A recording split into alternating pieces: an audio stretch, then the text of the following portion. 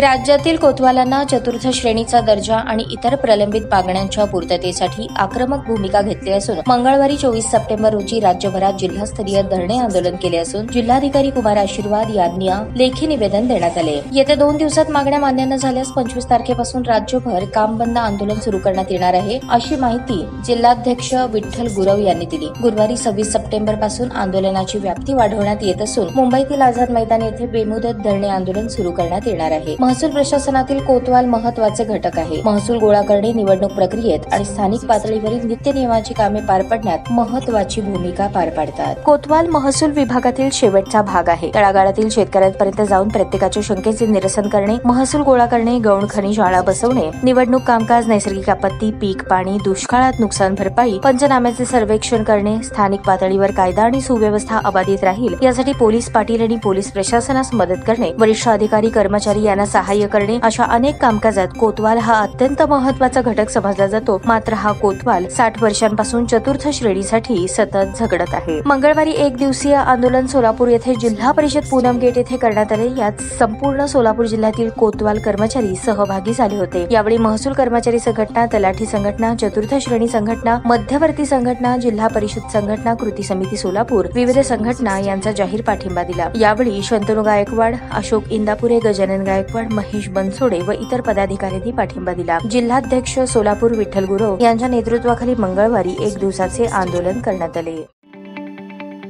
ताज्या बातम्या पाहण्यासाठी प्राईम महाराष्ट्र न्यूज चॅनलला सबस्क्राईब करा।